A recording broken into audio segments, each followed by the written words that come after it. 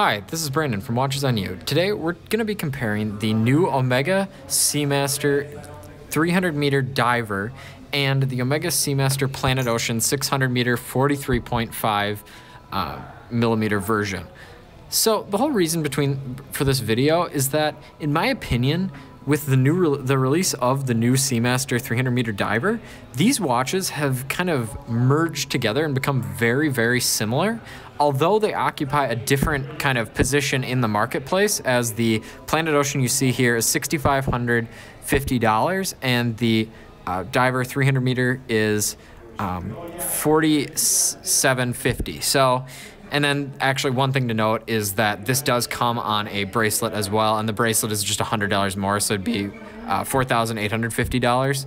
And I think that that's actually, just as a side note, a pretty good deal considering it's only $100 for a bracelet. Like Breguet on the Type 20 charges like over $1,000 extra for the new bracelet. So I think that that's a fairly good deal, and I'm a little bit surprised that Omega did that. I think that one possible reason is that they know that the bracelet version will be a lot more scarce. So I don't know. It could possibly have to do with like price manipulation in the pre-owned market or something like that. But I think it's a fairly good deal. So if you get the opportunity to get the bracelet version over the rubber version, I would definitely go with the bracelet version. So now let's start this video. So as I said, we're going to be comparing, this is the 300 meter diver versus the Planet Ocean 600 meter 43.5 millimeter version. Now there are other case sizes available for the Planet Ocean, whereas there's only the 42 millimeter size for the 300 meter diver. But I chose to compare the 43.5 millimeter version just because it was the closest in size to the 42 millimeters that you see on the diver 300 meter. So from an overall case kind of aesthetic, the 300 meter diver is a much thinner watch, as you can see here, but they actually have a lot of the same elements. So they both have helium escape valves. The design is just a little bit different. The 300 meter diver, as you see, has the helium escape valve kind of comes to almost a point, and then this one is just kind of a straight cylinder. And the design language overall is slightly different, but the quality is equal in the finishing and everything like that.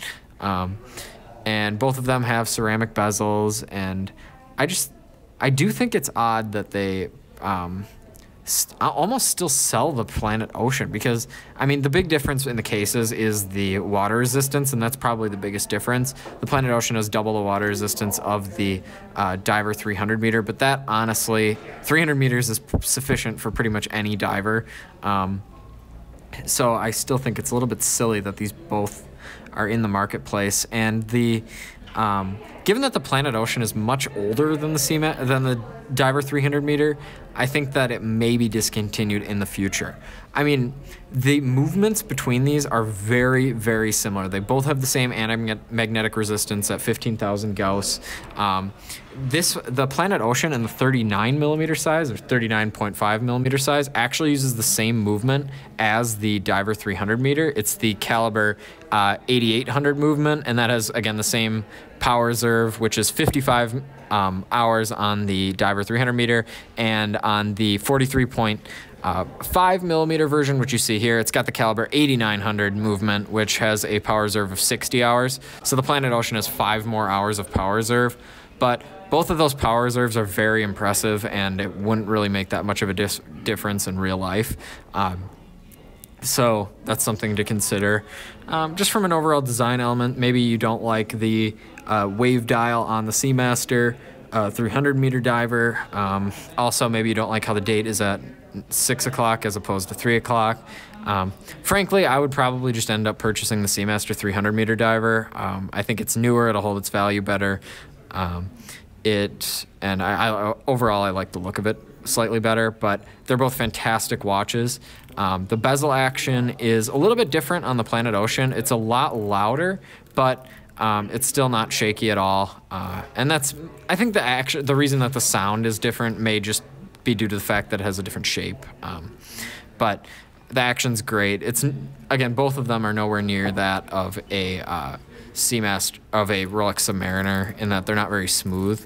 But that's a personal preference issue, not really a quality issue, as there is no lockup There are no lockup issues on either of these watches, and there were big lockup issues on the former version of the Diver 300 meter.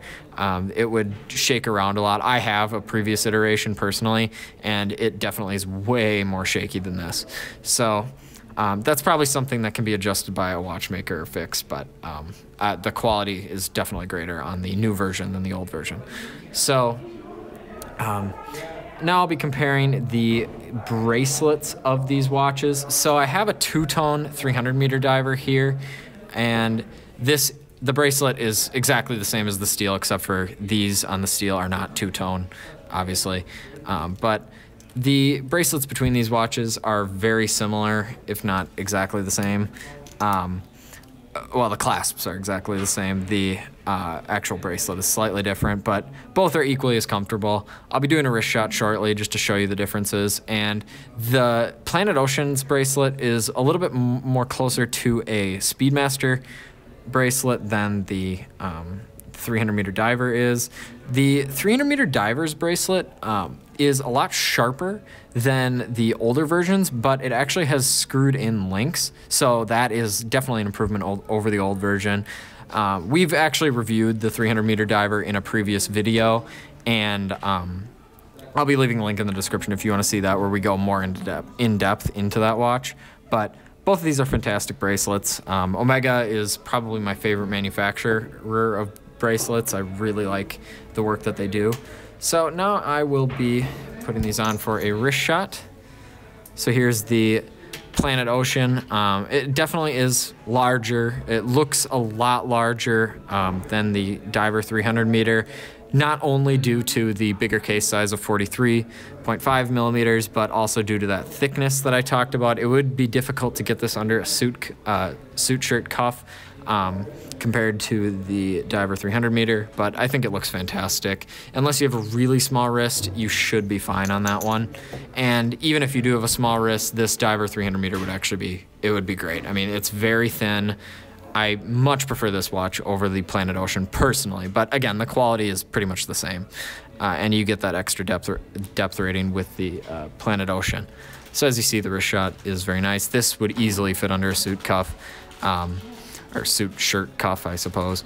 And I think it looks great on the wrist. So if you like this video, please remember to subscribe and share. And also remember that I will be leaving links in the description to our channel store, where you can find our favorite watches and watch accessories for sale. I'll also be leaving a link in the description to JB Hudson's website. They supplied the watches for this review. So thanks for watching, and remember to like, subscribe, and share. Thank you.